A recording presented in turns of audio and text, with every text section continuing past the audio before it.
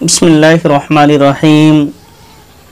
ایک مرتبہ کا واقعہ ہے۔ حضرت حسن بصری رحمۃ اللہ علیہ کی خدمت میں ایک عورت آتی ہے اور وہ کہتی ہے کہ حضرت میری ایک لڑکی تھی جس کو میں بہت زیادہ چاہتی تھی۔ ایک عرصہ ہوا کہ اس کا انتقال ہو گیا ہے۔ میں چاہتی ہوں کہ اس کو خواب میں دیکھوں، کوئی تدبیر ہو تو بتائیے۔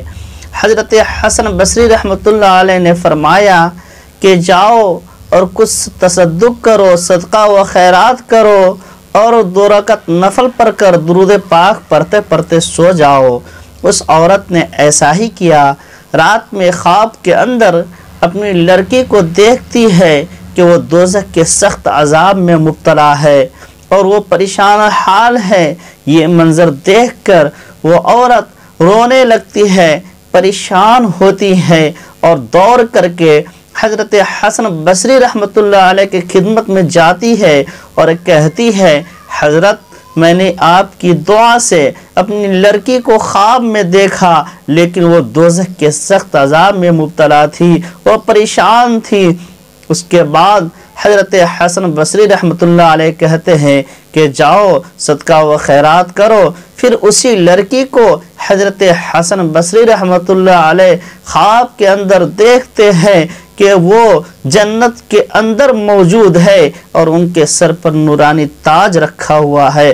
حضرت حسن بصری رحمۃ اللہ علیہ حیرانگی کے ساتھ اس لڑکی سے سوال کرتے ہیں کہ اے لڑکی بتاؤ، کل تمہاری ماں نے تجھ کو دوزخ میں دیکھی تھی، آج میں تم کو جنت میں دیکھ رہا ہوں، آخر کیا بات ہے، کیا واقعہ ہے، کیا کیسا یہ منظر ہے؟ اس کے بعد وہ لڑکی کہتی ہے کہ حضرت یہ بات تو بالکل سچ ہے کہ میں اور میرے قبر والے ساتھی گناہگار تھے، جس کی وجہ سے ہم لوگوں کو عذاب ہو رہا تھا۔